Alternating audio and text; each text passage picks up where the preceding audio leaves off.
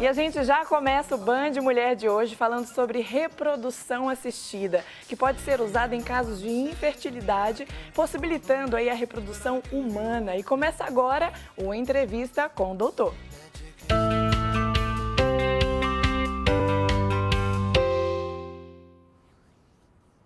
E para falar mais sobre esse assunto, eu converso agora com o especialista em reprodução assistida, Dr. Aristides Manuel Bragueto, que já está aqui conosco. Boa tarde, doutor, seja bem-vindo. Boa tarde, obrigado pelo convite, obrigado pela oportunidade de estar aqui conversando de assuntos tão interessantes. Exatamente. Doutor, explica pra gente, quando exatamente é necessário partir para a reprodução assistida?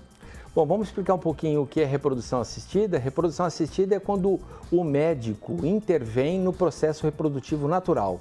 Ou seja, a gente assiste o processo reprodutivo melhorando o seu desempenho. E existe algum exame, doutor, que comprova a infertilidade no homem e na mulher? Toda vez que abordamos um casal com infertilidade, nós fazemos inúmeros exames, vamos dizer aí ao redor de 40 exames, 45 exames, tanto do homem quanto da mulher, para a gente ter uma ideia da capacidade reprodutiva desse casal e assim nós podermos escolher uma boa estratégia para esse casal conseguir ter o seu bebê, que obviamente não está conseguindo. Sim. E doutor, qual que é a diferença? Porque algumas pessoas confundem, né, a reprodução assistida com a fertilização in vitro. Qual que é a diferença entre os dois?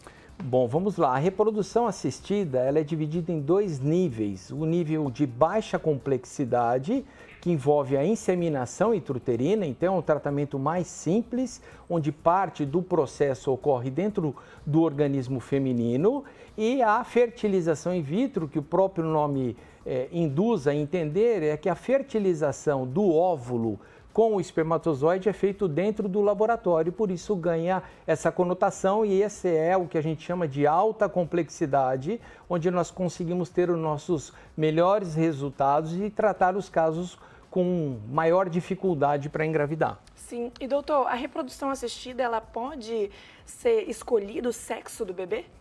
Bom, vamos lá. A escolha do sexo vem através do estudo genético do embrião. Nós não só sabemos o sexo, como também sabemos a sua formação cromossômica. E é daí que que conhecemos qual é o sexo do bebê.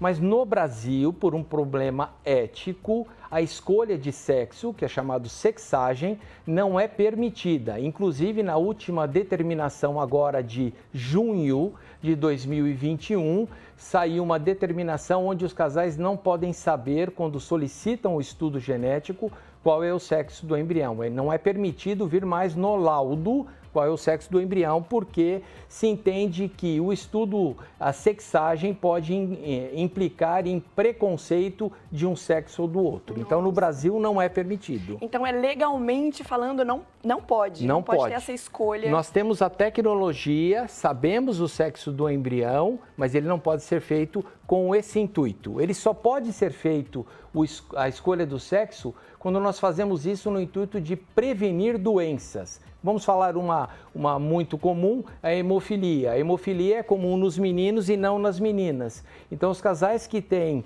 a hemofilia genética, ou seja, tem na sua família, a gente pode fazer a sexagem. Para pesquisa de doenças, isso é permitido. Seria uma biópsia, né? Isso mesmo, uma biópsia no embrião, para saber se tem algum problema ou saber qual o sexo para prevenir a doença. Entendi. Doutor, e o que define um embrião saudável, um bom embrião? Bom, eu sempre digo isso, que não existe pessoas saudáveis, né? Todos nós temos problemas genéticos que estão inibidos por um outro gene que vive junto com ele. Então, falar assim, eu quero ter um bebê saudável, sem nenhum problema, nenhuma doença, isso infelizmente na raça humana não existe.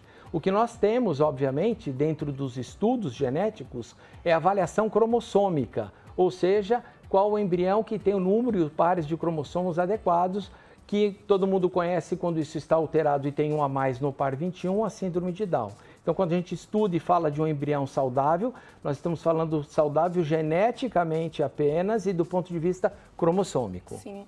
E doutor, o fator emocional também pode influenciar no tratamento, para quem está no tratamento? Bom, esse é um outro ponto super importante e bem perguntado. E assim, nós entendemos que a reprodução humana tem problemas biológicos. Culpar exclusivamente a parte emocional e comumente é culpado a mulher, que o problema emocional é da mulher, é mais uma injustiça feita a ela, tá? Nós temos problemas biológicos e temos que encarar isso como ciência. Sim. Mas nós entendemos, por outro lado, que tanto o homem quanto a mulher, quando passam sob um processo de fertilização in vitro, estão, vamos dizer assim, exigidos do ponto de vista emocional, uma exigência muito grande.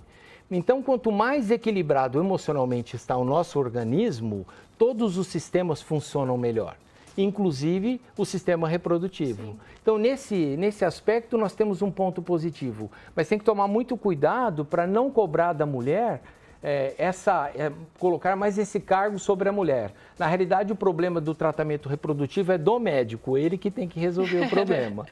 E doutor, depois que o tratamento deu certo, já está lá vindo o bebê, muda algo na gravidez, durante a gravidez? Tem alguma restrição a algo ou é gravidez normal? Durante a fertilização in vitro, os bebês as gestantes são acompanhadas até 10, 12 semanas, porque nós estamos cuidando para que não ocorra um aborto e estamos vigiando de perto essa gravidez. Sangramento também. Exatamente, para poder fazer as correções hormonais que são necessárias. Depois disso, depois de 12 semanas, é uma gravidez absolutamente igual à outra. E um outro ponto importante para colocar, que é uma dúvida muito grande que as pessoas têm, será que esses bebês advindos de tratamentos de fertilização in vitro têm um risco maior de ter problemas, ter doenças? Não, isso é exaustivamente estudado. Sim. E o risco é exatamente igual de uma gravidez natural. E doutor, por exemplo, caso não tenha dado certo a primeira tentativa, quanto tempo depois a mulher pode testar novamente, tentar novamente uma próxima reprodução? Nós temos duas situações diferentes. A primeira é quando um casal transferiu embriões, não engravidou e tem embriões excedentes criopreservados no laboratório. Aí nós podemos, logo depois da falha, eventualmente nós fazemos alguns estudos para entender a falha e a paciente já está apta para transferir. No caso de pacientes que transferiram embriões e não engravidaram e não têm embriões excedentes, nós temos que fazer de novo o processo de estimulação e normalmente nós esperamos ao redor de 30 dias para começar um novo tratamento. Tem também a ver com o ciclo menstrual também, não tem? Sim, nós temos 2 janelas dentro do ciclo menstrual para fazer a estimulação da ovulação. A janela mais frequente e mais comum do período menstrual e uma outra janela logo depois que a mulher ovula. Então, nós temos duas datas com diferença de 15 dias onde a gente pode iniciar o tratamento. Que bacana. Doutor, é uma aula, né, que a gente teve aqui no Banho de Mulher. Muito obrigada pela sua participação. A gente já desvendou aí essas perguntas que o telespectador também traz para a gente. Muito obrigada pela sua participação e foi uma honra trazê-lo aqui no nosso programa. Eu que agradeço a oportunidade e espero ter ajudado aí as pessoas a terem um conhecimento um pouco melhor na área reprodutiva. Que bacana. Obrigada, doutor. Obrigado a você.